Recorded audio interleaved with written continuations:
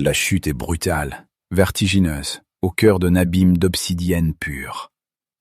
Autour de vous, aucune lumière d'étoile ne vient percer cette nuit éternelle.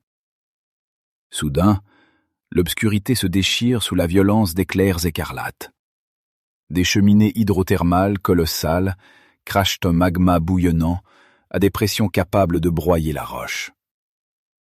Ce chaos liquide n'est pas le tombeau d'un monde mort, mais paradoxalement, le berceau le plus foisonnant et le plus commun de la vie cosmique. Notre arrogance terrestre nous a aveuglés pendant des décennies. En scrutant l'océan de vide, nous avons obstinément cherché un miroir rassurant, traquant une hypothétique jumelle de la Terre. Si vous croyez encore que le frémissement du vivant exige un ciel azur et de douces forêts, vous passez à côté d'une vérité vertigineuse. Près de 90% des biosphères potentielles se moquent éperdument de nos conditions fragiles. Notre anthropocentrisme est une prison. Nous sommes peut-être confinés sur notre frêle esquif de roche, mais les lois de la physique nous offrent les clés de la galaxie. Je vous ouvre l'accès à une cartographie secrète, là où la matière s'organise dans le noir absolu. Vous allez comprendre comment le génie optique européen s'apprête à déchiffrer les murmures de ces océans sans fin. Préparez-vous à plonger dans ces royaumes liquides. Après ce voyage, vous ne regarderez plus jamais l'eau avec la même innocence.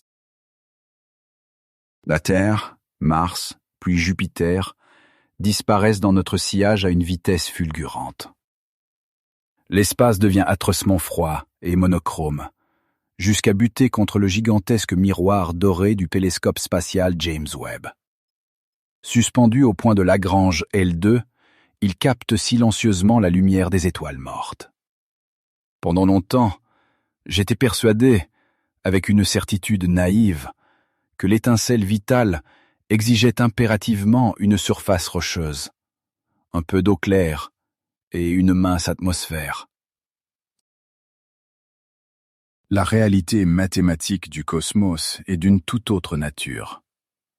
Le catalogue de nos découvertes recense aujourd'hui plus de 5000 exoplanètes confirmées, disséminées dans notre voisinage galactique. Et pourtant, les astres strictement rocheux, de taille similaire à notre berceau, ne représentent qu'une infime minorité statistique. Le paradigme a volé en éclats lorsque nos instruments se sont verrouillés sur la cible K218b, une anomalie orbitant dans la constellation du Lion. Dissimulée à 120 années-lumière de nos laboratoires, cette sphère énigmatique défie le bon sens astronomique.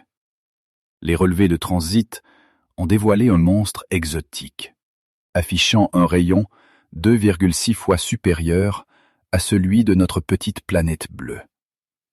Plus déroutant encore, la balance gravitationnelle indique que cet astre pèse très exactement 8,6 masses terrestres. Ces mensurations l'excluent définitivement de la famille des mondes telluriques classiques. Les astrophysiciens du Centre national de la recherche scientifique la classent dans la catégorie des sous-Neptunes. C'est un type de planète totalement inexistant au sein de notre propre système solaire. Une architecture planétaire qui nous est foncièrement étrangère. Mais la véritable claque cosmique réside dans sa fréquence. Ces mondes hybrides, ces colosses intermédiaires que nous ne pouvons même pas explorer localement, s'avèrent être les citoyens les plus nombreux de la Voie lactée. L'immensité de notre galaxie résonne d'une mélodie que nous refusions catégoriquement d'entendre. Chaque sous-Neptune est une promesse cryptée, une équation complexe où la gravité écrasante et la chimie tissent d'étoiles inattendues. En observant K218b, nous ne regardons pas un simple point de données sur un graphique. Nous contemplons une cathédrale de fluides sous pression, une mécanique céleste qui redéfinit totalement la notion même d'habitabilité à l'échelle de l'univers. Pendant que notre lointaine sonde Voyager s'enfonce dans le noir, avec ses disques d'or chargés de salutations terrestres. Des milliards de ces sphères exotiques poursuivent leur ronde silencieuse. Notre système solaire n'est pas le modèle standard de la création stellaire. Il en est l'exception excentrique. Cette prise de conscience brutale déplace le centre de gravité de nos espérances. La vie cosmique ne danse probablement pas sur une scène éclairée par un soleil paisible et jaune. Les instruments du télescope spatial, braqués sur cette lueur vacillante, tentent de percer un voile impénétrable.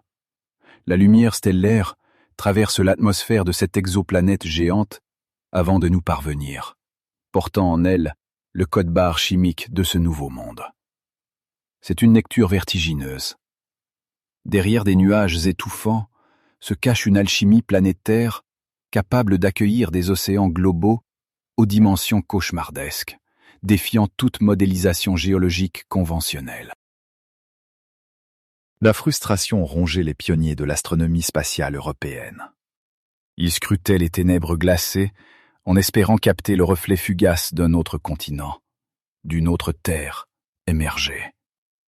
Le résultat n'était qu'un silence assourdissant, un cimetière apparent de roches stériles et de géantes gazeuses mortelles.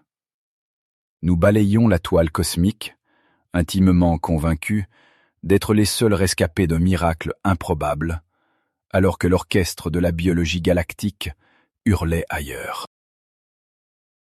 La lumière lointaine capturée par l'observatoire spatial déconstruit notre orgueil molécule par molécule.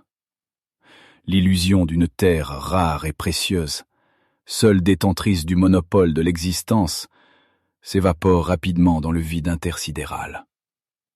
La véritable danse galactique se déroule sous des pressions titanesques, dans des abysses liquides si vastes qu'ils pourraient engloutir des dizaines de nos planètes. Nous commencions tout juste à comprendre notre monumentale erreur de trajectoire. L'humanité se tenait sur le rivage de son minuscule océan, cherchant son propre reflet dans le miroir déformant de la galaxie. Nous avons obstinément traqué nos jumelles rocheuses, ne récoltant qu'un abîme de solitude spatiale. Mais ce vide absolu n'était qu'une illusion, causée par l'étroitesse de nos filtres de recherche. Alors que nous pleurions notre isolement, une biologie d'une puissance insoupçonnée palpitait peut-être à quelques encablures cosmiques, dissimulées par l'obscurité. Si la Terre n'est qu'une anomalie statistique, une simple virgule dans le grand livre de l'évolution cosmique, quelle est alors la véritable norme galactique? Les spectrographes infrarouges ont décelé les prémices d'un secret stupéfiant, enfoui sous l'épaisse couverture atmosphérique de la planète K218b. Pour comprendre le véritable visage de la vie, vous devez accepter de plonger dans l'inconnu. Comment une sphère dominée par le gaz le plus léger peut-elle cacher un océan? Le grand filtre de l'évolution cosmique ne se trouve peut-être pas dans la rareté de l'eau, mais dans notre incapacité à la reconnaître sous ses formes les plus violentes. La sonde spatiale européenne de demain ne cherchera pas de doux continents. Elle plongera son regard dans l'enfer d'une pression insoutenable. Notre avenir de navigateur interstellaire commence ici, dans l'acceptation de notre sublime ignorance. La porte des enfers liquides s'ouvre. Oserons-nous vraiment la franchir? Pour franchir ce seuil cosmique, l'astrophysicien du Centre national de la recherche scientifique ne chausse pas de scaphandre. Il observe les spectres de lumière. Dans la pénombre du laboratoire, les moniteurs découpent l'obscurité avec des lignes de données colorées, disséquant le signal de la sous-Neptune K218b. Cette cascade de chiffres n'est pas une froide mathématique, c'est le pouls rythmique d'une anomalie. Nous soulevons le voile d'une structure planétaire inédite. L'écran principal zoome sur une modélisation tridimensionnelle vertigineuse. Les courbes lumineuses dessinent une architecture planétaire qui défie notre bon sens terrestre. Le paradoxe s'affiche en temps réel sous les yeux des chercheurs marseillais. Voici l'étrange recette alchimique d'un monde hybride. La nature s'amuse ici à sceller une alliance contre nature, mélangeant intimement la substance la plus vaporeuse du cosmos avec la masse insondable de l'océan le plus lourd. Cette aberration majestueuse porte désormais un nom dans nos registres astronomiques. Nous appelons cette nouvelle catégorie planétaire un monde icéen, une contraction sémantique élégante forgée pour fusionner l'hydrogène et l'océan. Ce n'est plus une simple hypothèse sur un tableau noir, c'est une réalité tangible que nos capteurs traquent dans la galaxie. C'est le triomphe de la matière sur l'entropie, une symphonie fluide où le gaz primordial épouse des abysses insondables. Notre terre bleue, si chère à notre ego, usurpe tragiquement son titre de planète océan. Sur notre globe rocheux, la totalité des mers ne représente qu'à peine moins de 1% de la masse totale planétaire, une simple rosée accrochée à une écorce de silicate. Sur un globe icéen, la proportion devient un véritable cataclysme d'eau. La fraction liquide engloutit de 10 à 50% du poids colossal de la planète, formant un manteau marin d'une ampleur terrifiante. La modélisation affichée sur les écrans du laboratoire laisse les scientifiques sans voix. Les coupes transversales générées par les supercalculateurs montrent qu'un tel volume de fluide altère complètement le comportement physique du cœur planétaire. Il n'y a pas de socle rocheux rassurant à quelques kilomètres de profondeur. L'eau s'enfonce dans les ténèbres sur des milliers de kilomètres, écrasant sa propre structure sous un poids qui déchire littéralement les liaisons moléculaires. Mais la véritable magie architecturale de ces planètes ne se trouve pas uniquement dans ces abîmes. Au-dessus de cet empire aquatique s'étend une atmosphère monstrueuse, une couronne brumeuse, presque exclusivement composée d'hydrogène moléculaire et d'hélium. C'est l'essence même des étoiles, la matière brute du commencement de l'univers, capturée et condensée autour d'un noyau hypermassif. L'astrophysicien contemple une enveloppe gazeuse si dense qu'elle étouffe la lumière elle-même. Cette forteresse gazeuse n'est pas qu'une simple coquille. Elle est le moteur thermique d'un monde impossible. L'hydrogène, lorsqu'il est libéré en faible quantité sur Terre, s'échappe rapidement vers l'espace profond. Mais ici, sous la poigne d'une gravité implacable, ce gaz élémentaire se transforme en un bouclier lourd et suffocant. Les spectres d'absorption infrarouge trahissent une dynamique atmosphérique effrénée, un balai de courant convectif s'étirant sans fin. Le paradoxe de ces ténèbres prend tout son sens lorsque nous analysons les spectres de température. L'hydrogène, soumis à de telles pressions, devient un gaz à effet de serre d'une efficacité absolue, une prouesse thermodynamique redoutable. Il agit comme un gigantesque miroir à rayonnement, piégeant la moindre fraction de chaleur émise par son étoile lointaine. La mécanique est d'une élégance cruelle, forçant l'énergie à s'accumuler autour du globe pour vaincre le gel spatial.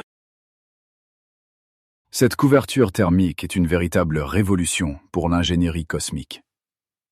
Grâce à cette prison d'hydrogène, le froid de l'espace profond est banni, empêchant l'océan tentaculaire de geler, et cela même sur des orbites extrêmement éloignées de l'étoile parente. Là où une sphère rocheuse se transformerait en un tombeau de glace stérile, le monde icéen maintient une chaleur vitale constante. C'est un chef-d'œuvre de l'univers, repoussant hardiment la zone habitable cosmique. Les dernières simulations holographiques du laboratoire dévoilent un panorama dépourvu de toute familiarité familière. Nous faisons face à un monde totalement dépourvu de continents, un globe parfaitement lisse et noir, tissée exclusivement de liquides très lourds. Il n'y a pas de montagne pour briser les vents destructeurs, pas de côte pour arrêter les marées titanesques. C'est une symphonie de fureur ininterrompue. Un désert marin absolu sous un ciel de tempêtes d'hydrogène géantes. Les vents atmosphériques, libérés de toute friction géologique terrestre, parcourent cet océan sombre à des vitesses supersoniques, soulevant des crêtes d'eau d'une ampleur impensable. L'observateur perçoit l'écho de cette colère titanesque dans les anomalies spectrales de la lumière.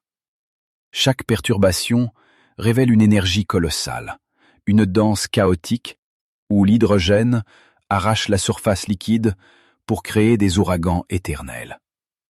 La matière y exprime une chorégraphie brutalement créative. Comprendre l'anatomie de ces sphères tourmentées, c'est forcer notre esprit à accepter que la douceur terrestre n'est pas le standard de l'univers infini.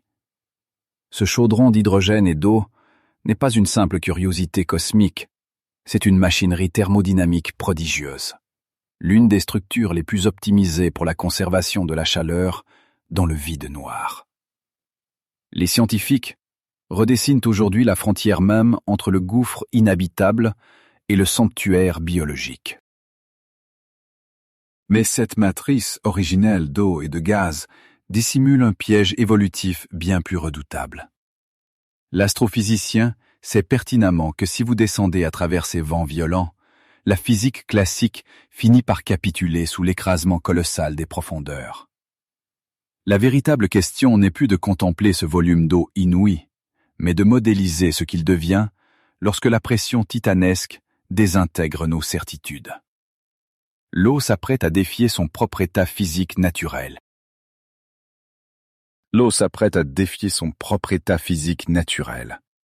Et pour comprendre cette stupéfiante métamorphose, nous devons plonger. La simulation numérique nous arrache aux violentes tempêtes stratosphériques pour entamer une chute vertigineuse à travers cette forteresse de gaz. Les lueurs chaudes de l'étoile lointaine s'éteignent à une vitesse effarante, avalées par les couches de nuages lourds. L'écran des capteurs s'assombrit presque totalement, tandis que la résistance de l'air devient une barrière pratiquement solide. Les sons de notre environnement virtuel se transforment en un grondement sourd, une distorsion acoustique qui signale un écrasement imminent. Nous approchons du point de contact, la frontière invisible où l'atmosphère monstrueuse heurte l'océan global. Dans cette obscurité, le véritable paradoxe de ces mondes icéens se dévoile enfin à l'analyse de nos instruments. Nous sommes sur le point de percuter une étendue d'eau liquide qui, selon toutes nos lois terrestres, ne devrait absolument pas exister sous cette forme. Voici le point critique de la thermodynamique cosmique, le moteur secret de cette oasis de l'extrême. À la surface de cet océan global dépourvu de tout rivage, les sondes théoriques enregistrent une température effarante, un brasier invisible caché dans la nuit noire de l'espace. Les thermomètres virtuels s'affolent, nous indiquant que l'environnement thermique ambiant peut allègrement dépasser les 200 degrés Celsius. La chaleur emprisonnée par l'hydrogène chauffe cet abîme à un niveau véritablement infernal. Sur notre planète bleue fragile, une telle température provoquerait une catastrophe immédiate et l'extinction de toute forme de vie complexe. L'eau de nos océans terrestres se vaporiserait instantanément, s'évadant dans l'atmosphère sous forme de vapeur totalement stérile.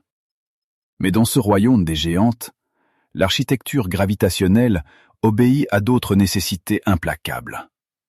La gravité colossale de la planète, couplée à l'épaisseur titanesque de sa couverture de gaz, dresse un mur d'une puissance infranchissable. Les défis thermodynamiques d'aujourd'hui deviennent simplement les miracles d'ingénierie cosmique de demain.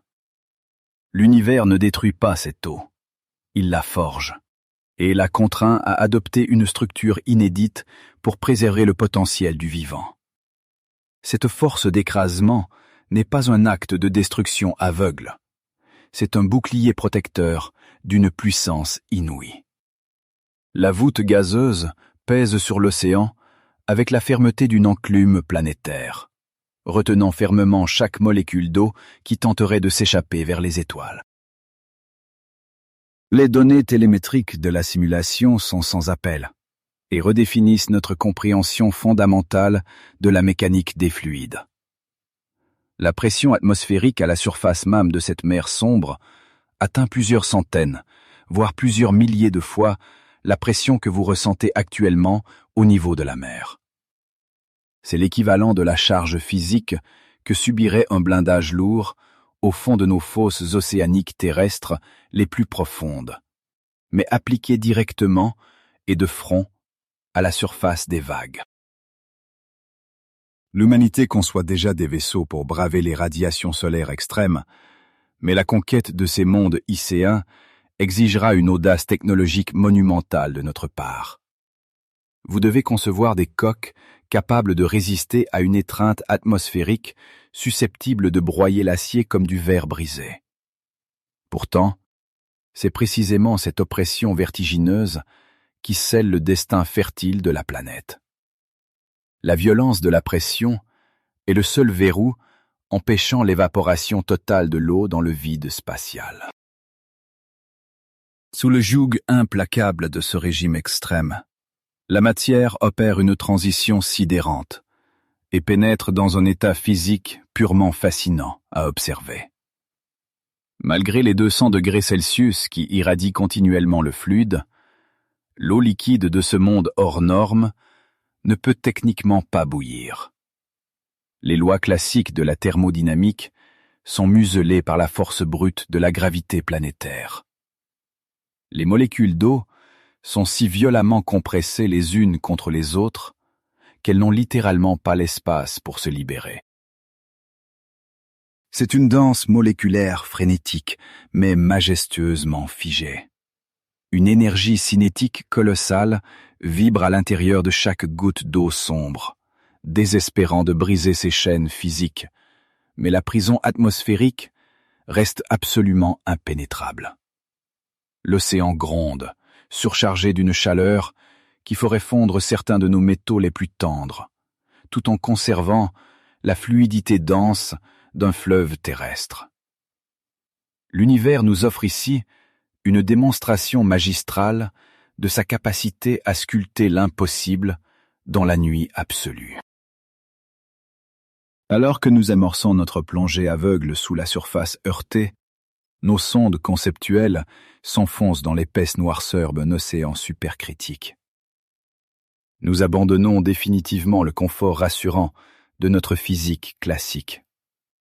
Dans ce fluide noir d'une densité insensée, les concepts familiers de liquide pur et de gaz vaporeux se confondent totalement, fusionnant en une seule phase hybride.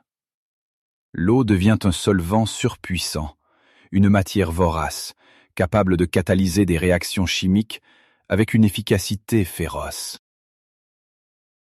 L'obscurité écrasante qui nous entoure n'est certainement pas un tombeau silencieux, mais le laboratoire chimique le plus vaste et le plus actif que l'astrophysique contemporaine puisse concevoir.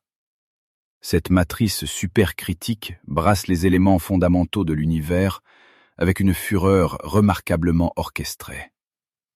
Les atomes de carbone, d'oxygène et d'hydrogène s'y rencontrent, s'entrechoquent et s'assemblent à une vitesse fulgurante. Nous contemplons une gigantesque marmite cosmique calibrée pour engendrer la complexité organique. Le véritable défi pour l'avenir de notre espèce n'est plus de trouver de l'eau claire dans le cosmos, mais d'accepter que ses formes les plus abondantes nous soient si brutalement étrangères. Les ingénieurs de demain devront développer des théories biologiques novatrices, capables d'imaginer une vie qui prospère dans cette obscurité brûlante. Ce bain supercritique lourd détient peut-être le secret le plus précieux de la persistance de l'évolution à l'échelle galactique, défiant brillamment la froideur de la mort, anthropique, stellaire. Engouffrés dans cette encre liquide instable, soumise à des pressions inimaginables, nous réalisons très vite que nos yeux organiques et nos caméras optiques sont désormais parfaitement inutiles. La lumière naturelle est morte à la surface, avalée par les strates supérieures de la tempête d'hydrogène. Pourtant, cette nuit océanique infinie n'est pas muette. Si une architecture biologique colossale respire dans cette obscurité aveugle, elle laissera inévitablement une signature de son passage, une anomalie que nous saurons enfin lire. Cette architecture biologique colossale, si elle respire au cœur de l'océan supercritique, nous confronte à un paradoxe d'ingénierie redoutable. Comment pouvons-nous prouver que quelque chose y survit alors que la lumière y est instantanément broyée? Vous conviendrez que la réponse ne réside pas dans une image optique, mais dans l'art délicat de déchiffrer les anomalies laissées dans le sillage de l'évolution. Les erreurs mathématiques du ciel deviennent nos meilleurs indices. Dans la pénombre glaciale du Centre européen d'opérations spatiales de Darmstadt, l'équipe de nuit retient son souffle. À travers mes yeux d'ingénieur système, je fixe les écrans de télémétrie où un graphique d'une complexité vertigineuse vient d'apparaître. Sur ce fond sombre, des creux d'absorption spécifiques se détachent en rouge vif. Ce silence lourd qui envahit soudain la salle de contrôle n'est pas de l'angoisse, c'est l'excitation pure face à une anomalie chimique majeure. Nous savons pertinemment que la vie ne se signale jamais en agitant un drapeau devant nos capteurs de vol. Et se trahit en violant allègrement les lois de la thermodynamique de son environnement de naissance. La biologie est une rébellion chimique perpétuelle qui déséquilibre l'atmosphère planétaire. Notre mission consiste donc à traquer ces impossibilités statistiques, ces empreintes invisibles que le métabolisme extraterrestre grave dans le spectre lumineux des étoiles lointaines. En année 2023, l'astrophysique mondiale a franchi un cap décisif grâce au spectrographe embarqué sur le télescope spatial James Webb. Cet instrument, chef-d'œuvre de l'ingénierie humaine, a minutieusement analysé la lumière de l'étoile haute alors qu'elle filtrait à travers la majestueuse atmosphère planétaire de K218b. Nous ne cherchions plus des continents rocheux, nous traquions des ombres moléculaires capturées dans les longueurs d'onde infrarouges. L'opération orbitale exigeait une précision qui frôle la magie technologique. Isoler le signal d'une atmosphère située à 120 années-lumière revient à écouter le murmure d'un insecte pendant un gigantesque ouragan stellaire. Pourtant, les capteurs ont triomphé du bruit cosmique, révélant la composition intime des vents violents qui balayent ce globe ténébreux. Chaque ligne d'absorption sur nos moniteurs représentait une lettre arrachée à un alphabet d'une envergure cosmique inédite. Les toutes premières données brutes qui ont traversé le système de communication ont immédiatement confirmé la nature exceptionnelle de cette sous-Neptune lointaine. Le spectre a révélé une abondance spectaculaire de dioxyde de carbone et de méthane, flottant en masse dans la haute atmosphère d'hydrogène. Mais pour un œil expert de l'agence, la véritable révolution ne se trouvait pas dans ce qui était présent à l'écran. Le véritable choc analytique résidait dans une absence critique. Cette anomalie flagrante pointait l'absence absolue de la molécule d'ammoniac, un détail subtil qui fait complètement vaciller nos modèles théoriques de base. Dans une atmosphère gazeuse aussi riche en hydrogène et en azote, la chimie standard exige impérativement la formation d'ammoniac en quantité massive. Le fait que nos instruments n'en détectent aucune trace signifie qu'un mécanisme physique titanesque, tapi dans les ténèbres, purge activement le ciel de ce composé en permanence. Ce déséquilibre chimique ultra précis constitue la pièce maîtresse du puzzle holographique qui valide la réalité du monde icéen. Cette disparition inexpliquée de l'ammoniac atmosphérique soutient avec une force mathématique écrasante l'hypothèse de l'océan d'eau liquide caché sous les tempêtes. L'eau possède en effet la fantastique propriété d'engloutir l'ammoniac, l'arrachant à l'atmosphère pour le dissoudre. C'est l'abîme marin lui-même qui respire et sculpte les cieux exoplanétaires. Avoir la confirmation indirecte d'un abîme liquide d'une telle ampleur est déjà un accomplissement visionnaire pour notre siècle scientifique. Nous observons l'ombre portée d'un océan extraterrestre grâce à la mystérieuse disparition d'un gaz. L'ingénierie nous permet de voir l'invisible par déduction pure. Mais l'univers, dans son inépuisable ingéniosité, nous réservait une anomalie encore plus vertigineuse, cachée discrètement dans les subtiles fluctuations du signal spectral infrarouge. Le silence dans la salle de contrôle de Darmstadt est devenu véritablement suffocant lorsque les algorithmes d'analyse profonde ont isolé un nouveau motif de données. Le choc monumental de cette campagne d'observation fut la détection potentielle d'une molécule complexe et extrêmement rare, connue sous le nom de sulfure de diméthyle. Voir ce composé chimique s'afficher sur un écran de télémétrie exoplanétaire est une expérience qui bouleverse la rationalité de tout ingénieur des systèmes. Le sulfure de diméthyle n'est pas une simple curiosité moléculaire que le hasard aveugle des vents solaires pourrait assembler de toutes pièces dans l'espace vide. C'est une structure chimique asymétrique, très fragile et complexe, qui demande une énergie minutieuse pour être synthétisée. Sa présence dans l'atmosphère de K2-18b agit comme une balise fulgurante dans la nuit spatiale. Nous nous trouvons peut-être sur le seuil d'une révélation biologique monumentale et fondatrice. Pour bien comprendre l'ampleur du séisme scientifique qui secoue nos moniteurs haute définition, il faut regarder notre propre planète bleue.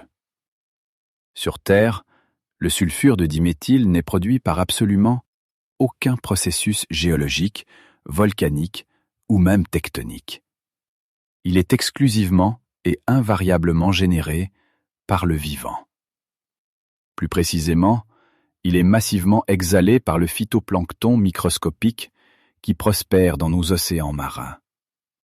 C'est la signature odorante du vivant en action. Trouver l'empreinte précise de ce biomarqueur terrien dans les vents tempétueux d'un globe noir, brûlant à plus de 200 degrés Celsius, force le respect le plus absolu envers l'univers. Si cette télémétrie fine se confirme, cela signifie que la matière organique a brillamment réussi à s'organiser et à proliférer dans un cauchemar écrasant. Les erreurs mathématiques de cette atmosphère se transforment soudainement en un hymne poétique à la résilience inébranlable de toute la vie. Nous contemplons ici le triomphe de l'observation spatiale moderne.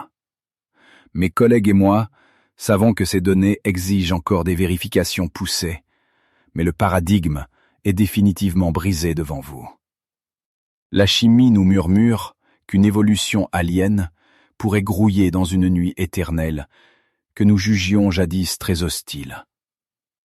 Nous venons de concevoir des instruments de pointe capables d'entendre battre le cœur invisible d'un océan lointain, préparant le terrain de demain. Ce battement de cœur chimique, cet écho de sulfure de diméthyle détecté par nos instruments, résonne désormais comme une invitation à plonger plus loin. Nous quittons la sécurité de nos observatoires terrestres pour entamer une vertigineuse descente sous l'épaisse couverture d'hydrogène de ce monde lointain. Plus nous nous enfonçons dans cet océan global, plus l'éclat de l'étoile-mère s'efface, avalé par des millions de tonnes de fluide supercritique écrasant. La lumière stellaire meurt définitivement dans ces profondeurs d'obsidienne. nous dérivons dans un abîme liquide d'une noirceur absolue. Un silence thermodynamique où la logique terrestre voudrait que toute forme d'existence s'éteigne instantanément. C'est ici, dans ce vide photique, que se pose le grand paradoxe de notre exploration. Comment une activité biologique peut-elle forger des molécules organiques complexes en l'absence totale du moindre rayon lumineux salvateur? La réponse exige de briser le dogme le plus sacré de notre propre écosystème planétaire. Sur notre monde, le Soleil est l'architecte suprême du vivant, orchestrant la photosynthèse qui nourrit nos forêts et nos algues maritimes. Mais dans ces abysses ténébreux, emprisonnés sous des strates colossales de gaz et d'eau bouillante, l'utilisation de l'énergie stellaire devient une impossibilité physique absolue. La biologie doit trouver une autre forge pour sculpter sa matière. Soudain, le fond marin s'illumine d'une lueur écarlate violente. La croûte planétaire se déchire sous nos yeux, révélant le cœur géologique palpitant de ce globe extraterrestre. D'immenses failles tectoniques vomissent un magma incandescent, alimentant des cheminées titanesques qui recrachent un flot continu de minéraux surchauffés. La vie, pour prospérer dans cet enfer liquide, ne regarde pas vers le ciel étoilé, mais puise son énergie directement dans les entrailles de la planète. Cette chorégraphie minérale porte un nom fascinant, la chimiosynthèse. C'est une alchimie primordiale, où l'énergie thermique remplace la caresse solaire. Au bord de ces cratères incandescents, des organismes extrémophiles déchirent littéralement les molécules de sulfure d'hydrogène crachées par la roche en fusion. Ces forçats de l'abîme métabolisent le poison volcanique pour le transmuter en matière organique, bâtissant ainsi le premier maillon d'une chaîne alimentaire insoupçonnée. L'environnement exige pourtant un tribut impitoyable. Au fond de ce royaume d'eau noire, la pression s'élève à plusieurs dizaines de milliers d'atmosphères. Une force titanesque capable de broyer les sous-marins les plus robustes de nos flottes européennes. Loin d'anéantir l'étincelle vitale, cette étreinte gravitationnelle force la biologie à se réinventer intégralement. L'évolution tisse des membranes cellulaires inédites, blindées par des protéines hyper résistantes à la compression. Ces architectures organiques défient l'entropie avec une élégance sauvage. Chaque cellule adaptée à cet environnement extrême est un chef-d'œuvre de l'ingénierie moléculaire. Une preuve éclatante que la volonté d'exister surpasse la violence de l'univers matériel. En concevant des polymères capables de maintenir leur intégrité sous une charge cataclysmique, cette biologie des profondeurs redessine les frontières mêmes de ce que nous considérions comme physiquement tolérable pour le vivant. C'est une révolution philosophique qui s'opère devant nos capteurs. La lumière n'est plus le prérequis de la création, et l'obscurité devient un creuset d'une fertilité vertigineuse. Si cette vision d'une vie grouillant dans les ténèbres bouleverse vos certitudes autant que les miennes, abonnez-vous à la chaîne et soutenez cette exploration d'un j'aime. Partagez dans les commentaires comment vous imaginez ces écosystèmes, car nous cartographions ensemble ces nouveaux horizons stellaires. Ce royaume hydrothermal ne se résume pas à une poignée de bactéries isolées. Il constitue un biome majestueux, une machinerie complexe où chaque frémissement thermique alimente une tapisserie écologique foisonnante. Les courants violents, chauffés à blanc par le magma, dispersent cette précieuse manne chimique à travers l'océan global. Ces volutes de nutriments deviennent les artères fluides d'un monde qui n'a nul besoin de voir les étoiles pour connaître la splendeur de l'existence. Nous redécouvrons à travers le prisme de ces exoplanètes le murmure de nos propres origines terrestres. Les sources hydrothermales qui tapissent les fonds marins de notre monde natal portent les cicatrices du même miracle archaïque. L'ingénierie biologique, qui opère dans ces gouffres extraterrestres, résonne avec l'aube de la vie sur Terre, suggérant que l'univers possède une mélodie universelle de création, une partition qui s'écrit inlassablement autour de la chaleur et du roc. Cette force titanesque de la biologie cosmique nous enseigne l'humilité. L'eau noire et bouillante, chargée de minéraux lourds, n'est plus un désert stérile, mais la matrice fertile d'une évolution infinie. La matière s'y organise avec une fureur créatrice, tissant des alliances chimiques pour survivre à la brutalité des lois physiques. Nous ne sommes plus les seuls dépositaires du miracle organique. Nous partageons cette flamme avec les habitants invisibles de la nuit galactique. En comprenant la mécanique intime de ces cheminées abyssales, nous forgeons les clés de nos futures odyssées spatiales. Chaque molécule décryptée dans cette soupe incandescente affine les algorithmes de nos télescopes de nouvelle génération. Nous n'observons plus simplement des roches flottantes, nous déchiffrons la syntaxe secrète de la survie cosmique. Le sulfure de diméthyle n'était qu'un premier mot capturé, une promesse murmurée par le vent stellaire à nos antennes paraboliques. Alors que nous laissons derrière nous le tumulte rougeoyant de ces failles tectoniques, une réalisation vertigineuse s'empare de notre esprit.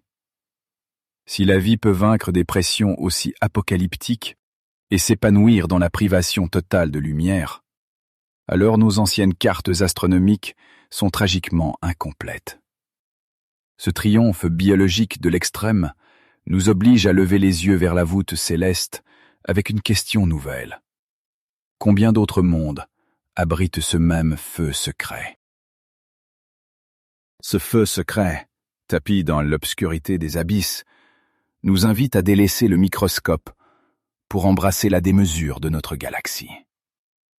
En quittant l'étreinte suffocante de l'océan icéen, notre regard s'élève, fuyant la gravité pour plonger dans l'océan stellaire. La Voie lactée se déploie devant vous, non plus comme un désert stérile, parsemé de rares oasis, mais comme une toile infinie, tissée de promesses. À travers les écrans de nos laboratoires d'astrophysique, le murmure des données orchestre une symphonie étourdissante. Des dizaines de milliers de points écarlates s'illuminent soudain sur nos cartes en 3 dimensions. Ce sont les naines rouges, ces soleils minuscules et froids qui veillent silencieusement dans la nuit spatiale. Autrefois négligées, elles deviennent les phares grandioses d'une biologie nouvelle. Face à cette illumination cosmique, une vérité foudroyante s'impose à nos esprits. La carte du ciel que vous connaissiez était tragiquement incomplète. Et si l'équation même de la vie s'était révélée paralysée par notre prudence? L'univers n'a que faire de nos préjugés délicats. Il sculpte ses sanctuaires avec une brutalité magnifique, bien au-delà des frontières rassurantes que nous avions tracées. Pendant des décennies, nous avons traqué une illusion mathématique. Nous définissions la zone habitable comme un fil de funambule, une marge d'erreur infinitésimale autour d'une étoile où la chaleur permet à l'eau de chatoyer à la surface d'une croûte rocheuse. Si vous sortiez de cette frange étroite, la sentence cosmique semblait irrévocable, le gel éternel ou la fournaise absolue. L'architecture des mondes icéens pulvérise cette prison conceptuelle avec une élégance thermodynamique absolue. Leurs atmosphères colossales, tissées d'hydrogène primordial, agissent comme d'impénétrables manteaux thermiques. Ces écrans gazeux capturent et emprisonnent la moindre fraction de chaleur stellaire, tissant un bouclier contre le vide. L'eau y demeure fluide sur des orbites lointaines. Cette ingénierie atmosphérique redessine fondamentalement l'atlas de la création. Une planète icéenne peut dériver majestueusement dans les confins ténébreux de son système solaire, à des distances qui condamneraient la Terre à une nuit stérile. L'étreinte de l'hydrogène prolonge le souffle de la chaleur, transformant les lointaines banlieues stellaires en vastes incubateurs biologiques. Nos observatoires se tournent à présent vers les véritables maîtresses de la galaxie, les naines rouges. Ces astres modestes, dont la lueur cramoisie peine à percer les nébuleuses, constituent pourtant la majorité écrasante de la population stellaire de l'univers.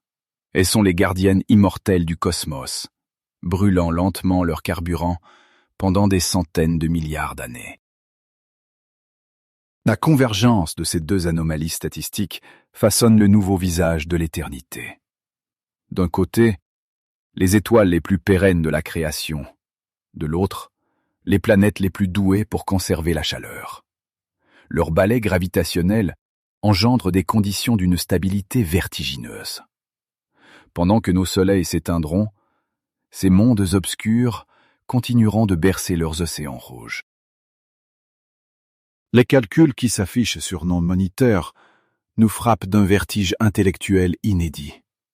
En extrapolant les détections de nos instruments infrarouges à l'échelle de la galaxie, la statistique devient implacable.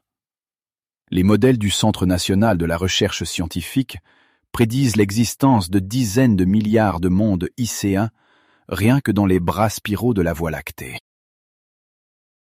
C'est un chiffre astronomique, étourdissant, qui réduit notre petit système solaire à une simple curiosité locale, une poussière atypique noyée dans la masse. 10 milliards de sphères liquides, roulant silencieusement dans l'obscurité spatiale. Chaque point rouge sur notre modélisation tridimensionnelle masque potentiellement un abîme frémissant de chimie complexe, une symphonie de l'eau lourde. L'univers n'est pas le désert stérile que vous pourriez redouter, c'est une fontaine inépuisable, un creuset débordant d'opportunités vitales colossales. Devant l'immensité de ces révélations, le lexique même de l'astronomie s'incline. Nous ne contemplons plus une anomalie exotique ou une simple erreur de calcul. L'abîme icéen se dresse désormais comme le candidat souverain de l'évolution. Ces planètes de pression extrême représentent aujourd'hui le modèle standard incontesté de l'habitabilité cosmique. La Terre, avec ses continents secs et ses ciels azurés, perd son trône usurpé pour céder la place à l'empire liquide et ténébreux de la majorité galactique. Cette chute de notre piédestal anthropocentrique n'est pas une défaite, mais une libération intellectuelle triomphale. En pulvérisant le miroir terrestre dans lequel nous cherchions désespérément notre reflet, nous avons finalement ouvert grand les portes de l'infini. Les limites de la biologie ne sont dictées que par la puissance de notre imagination et la finesse de nos outils. Chaque monde découvert repousse l'horizon des possibles vers de nouvelles fulgurances. La prise de conscience est d'une beauté saisissante. Si ces mondes aquatiques géants règnent en maître absolu sur l'échiquier cosmique, nous devons forger de nouveaux sens pour les comprendre. L'architecture de la galaxie nous provoque en duel.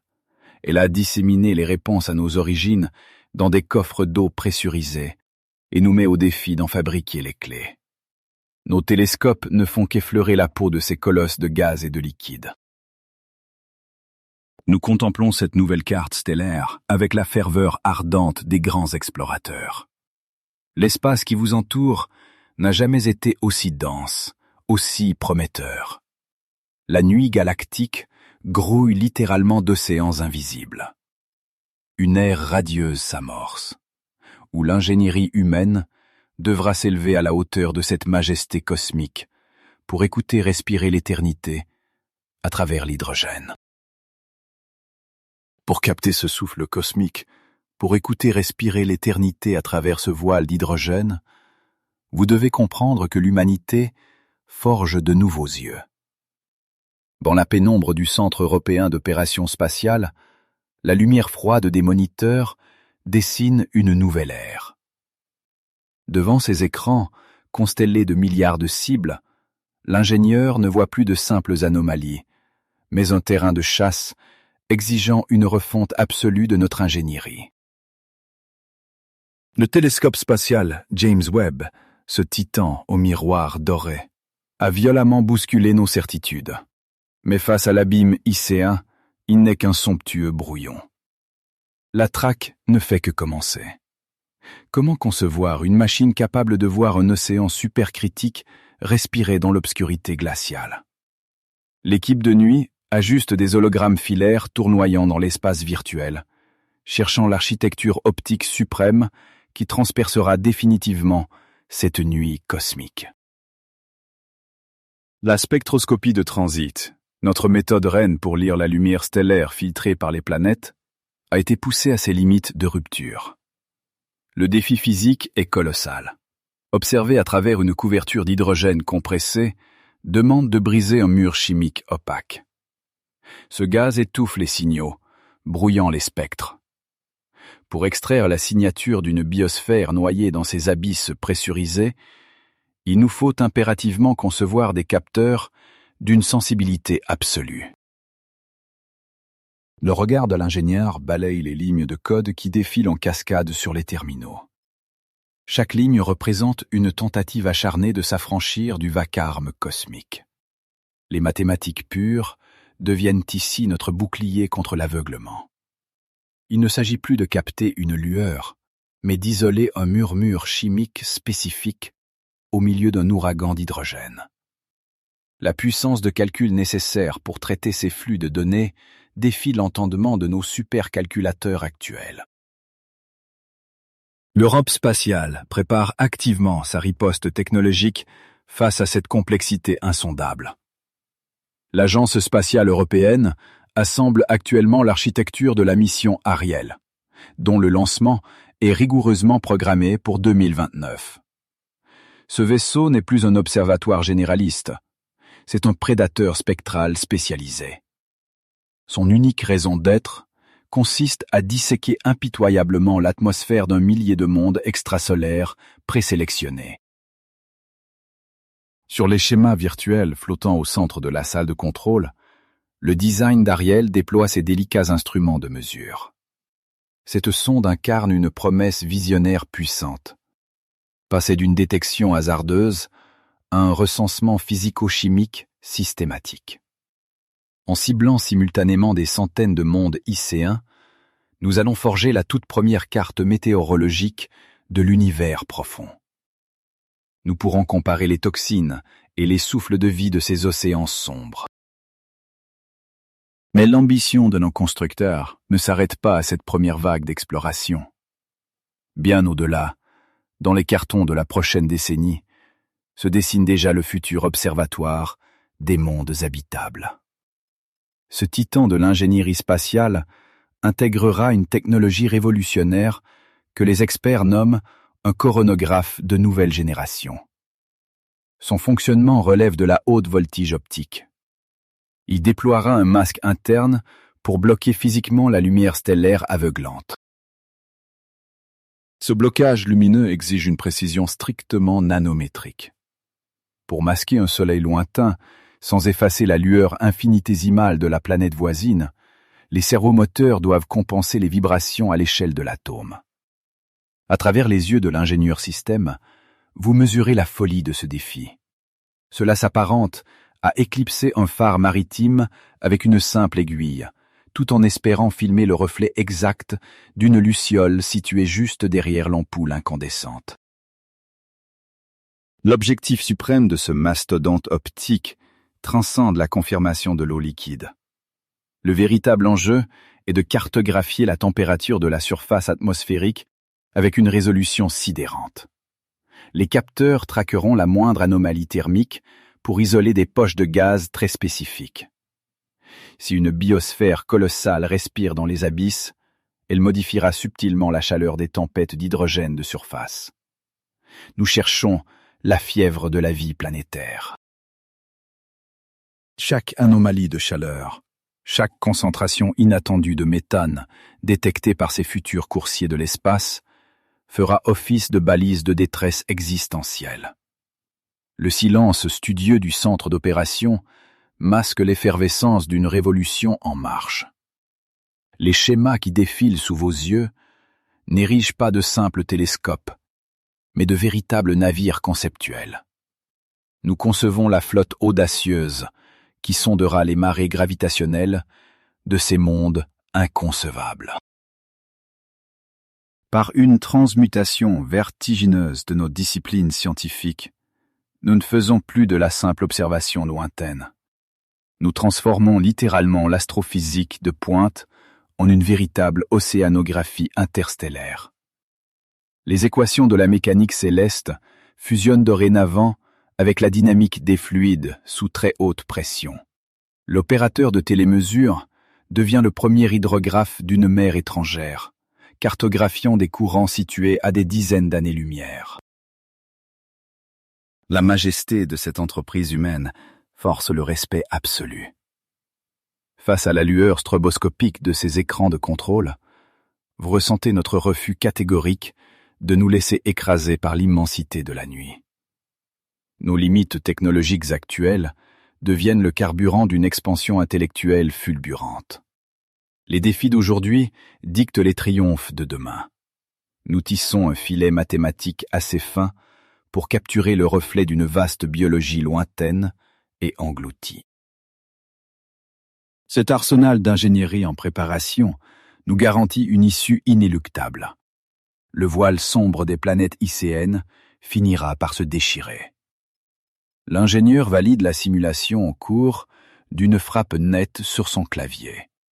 Et les trajectoires des sondes s'impriment définitivement dans le marbre numérique de l'agence. La traque majestueuse de nos origines et de la vie extraterrestre bascule dans une nouvelle dimension. Nous armons la science pour vaincre l'obscurité absolue.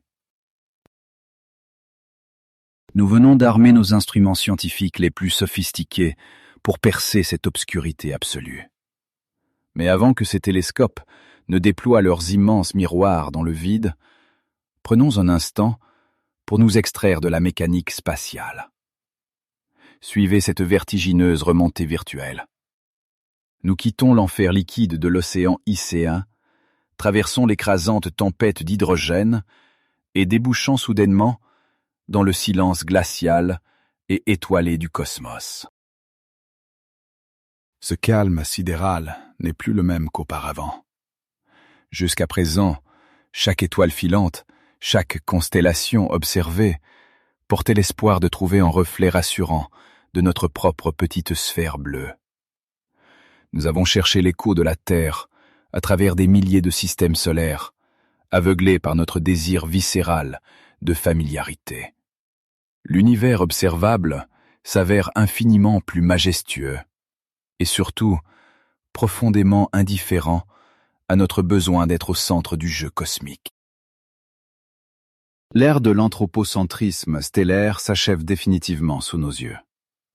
La thermodynamique et la mécanique des fluides nous imposent une réalité vertigineuse et inédite. Les oasis les plus fertiles de notre galaxie ne sont pas des havres tempérés sous un ciel clément. Ce sont des royaumes d'une violence inouïe, faits de pression démentielle et de ténèbres d'obsidienne. La matière organique n'a pas besoin de notre fragile équilibre pour s'organiser et prospérer. Ces mondes bouillonnants nous obligent à repenser l'essence même de la biologie. La vie n'est pas une anomalie délicate qu'il faudrait protéger sous une bulle de verre. C'est une force titanesque, un impératif chimique capable de plier les éléments à sa volonté. Dans l'encre noire des abysses icéens, des structures cellulaires complexes transforment le poison géothermique en énergie pure. L'évolution se moque de l'absence de soleil lorsque la chaleur du magma lui suffit. Une conséquence fascinante découle directement de cette architecture planétaire étouffante. Des espèces intelligentes pourraient parfaitement émerger au fond de ces vastes étendues d'eau supercritiques. Protégées par des milliers de kilomètres de brume d'hydrogène opaque, ces entités naîtraient, prospéreraient et mourraient sans jamais apercevoir la moindre lueur stellaire. Le concept même d'astronomie leur serait physiquement inaccessible et métaphysiquement superflu. Pour ces habitants des abysses cosmiques, la frontière de la réalité s'arrêterait à la surface furieuse de leur océan de feu.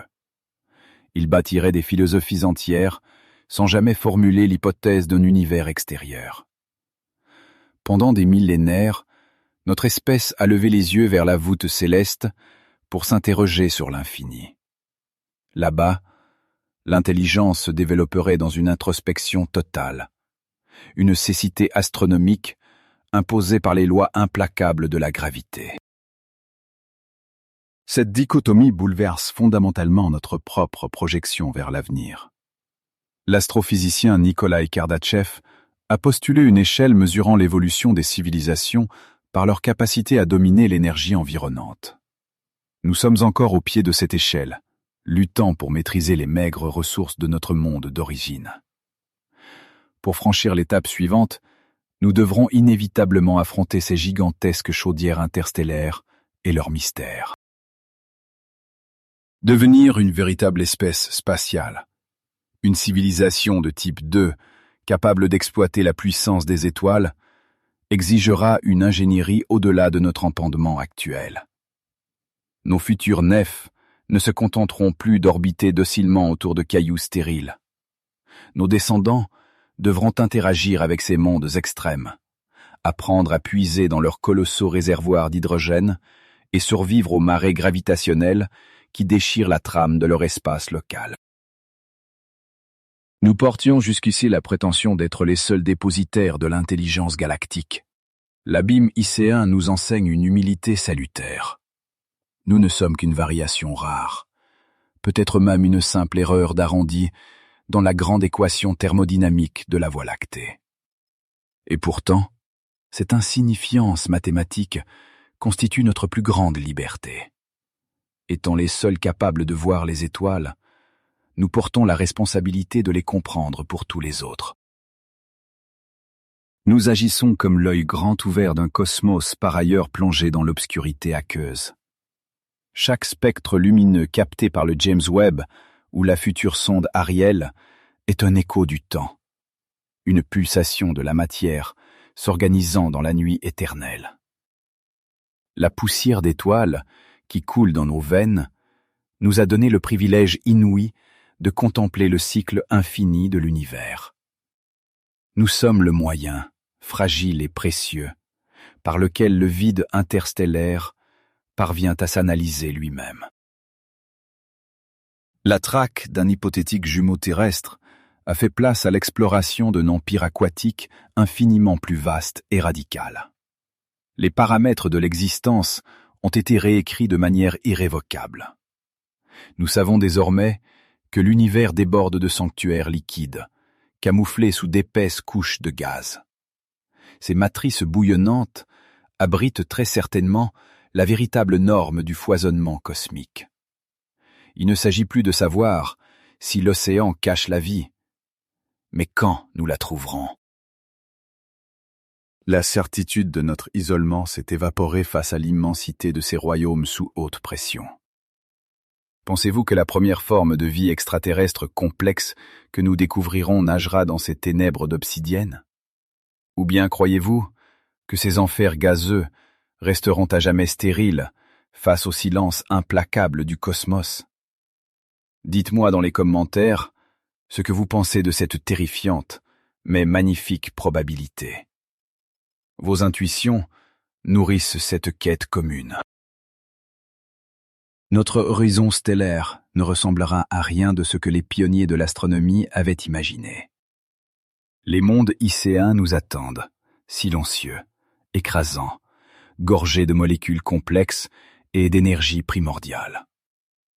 Le défi intellectuel qui s'annonce dépassera les simples relevés de température ou d'orbite. Il exigera de notre espèce une métamorphose absolue de sa pensée scientifique.